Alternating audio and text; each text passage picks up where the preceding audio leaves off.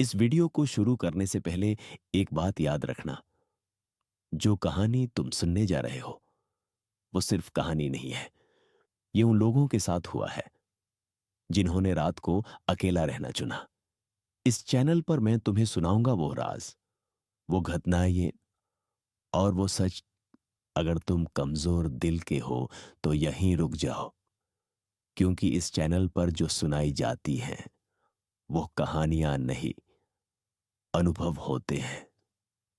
Lights बंद कर लो और ध्यान से सुनो।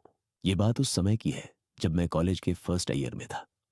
हमारा कॉलेज मुंबई का एक जाना माना मेडिकल कॉलेज था। दिन में वहां हंसी मजाक, शोर और भीड़ रहती थी, लेकिन रात होते ही वही हॉस्टल ऐसा लगने लगता था जैसे किसी ने जिंदगी निकाल ली हो। उसी हॉस्टल में रहती थी सीमा, पढ़ाई में सबसे आगे, हमेशा शांत, किसी से ज्यादा बात नहीं।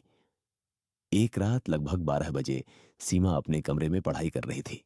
कमरे की लाइट जल रही थी, बाकी पूरा हॉस्टल अंधेरे में डूबा हुआ था। तभी उसे कमरे के बाहर से एक बहुत हल्की आवाज सुनाई दी। ऐसी आवाज जैसे कोई जानबूझकर बहुत धीमे बोल रहा हो। सीमा ने ध्यान नहीं दिया, लेकिन कुछ सेकंड बाद वही आवाज फिर आई। इस बार साफ थी। सीमा, उसका दिल जोर से धड़का। उसने अपनी रूममेट की तरफ देखा। वह गहरी नींद में थी। सीमा डर गई, लेकिन उसने सोचा शायद कोई मजाक कर रहा होगा। वह धीरे धीरे कमरे से बाहर निकली। गैलरी में सन्नाटा था, ना कोई कदमों की आवाज, ना कोई परछाई। तभी दाईं तरफ से फिर वही आवाज आई, सीमा।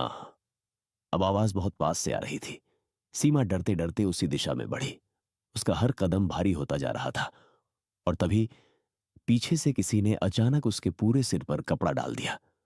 सीमा को चीखने तक का मौका नहीं मिला।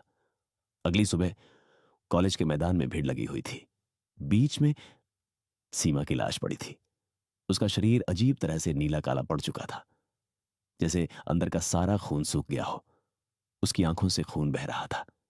चेहरे पर ऐसा डर था मानो मरने से पहले उसने किसी ऐसी चीज को देख लिया हो जिसे देखना नहीं चाहिए था।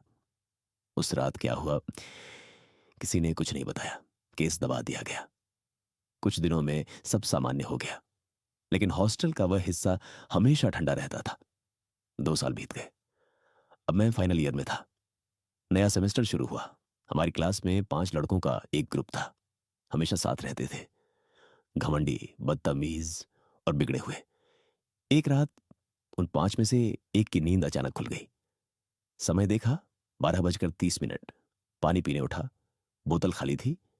वह गैलरी में पानी भरने चला गया। गैलरी में वही सन्नाटा था जो 2 साल पहले सीमा की रात में था। पानी भरते वक्त उसे अजीब सा एहसास हुआ, जैसे कोई उसकी तरफ देख रहा हो। उसने फोन की टॉर्च जलाई। कुछ नहीं। जैसे ही वह पीछे मुड़ा, उसके सामने एक डरावना चेहरा था।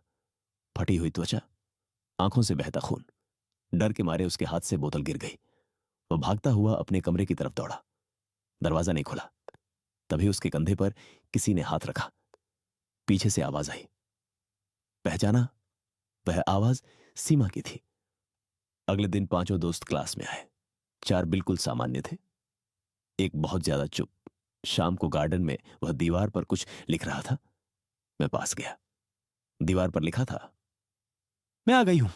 2 दोस्त मजाक में उसके कंधे पर हाथ रखते हैं। वह हिलता तक नहीं। वे डरकर पीछे हट जाते हैं। मैंने दीवार देखी। अब लिखा था, तुम 5 ने जो किया उसकी सजा मिलेगी। उसी रात 5 दोस्त टेरेस पर थे। एक दोस्त दीवार पर चढ़कर बोला, देखो, मैं यहां से कूद भी जाऊं तो नहीं मरूंगा।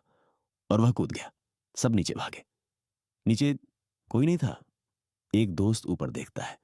वह फिर उसी दीवार पर खड़ा था। तभी पीछे से आवाज आई, मेरा नाम तो तुम जानते हो। सब पलटे। पेड़ से उनके दोस्त की लाश लटक रही थी। चारों भागे जंगल की तरफ। जमीन से एक हाथ निकला और एक दोस्त को अंदर खींच लिया। पेड़ से हाथ निकला और दूसरे को 2 टुकड़ों में चीर दिया। 2 बचे झोपड़ी में छिपे। पीछे से हाथ आया और एक को ले गया। आखिरी दोस्त भागा।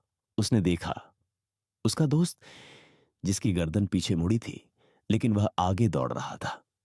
इन्हीं 5 ने सीमा के साथ यही किया था। इसलिए सीमा वापस आई।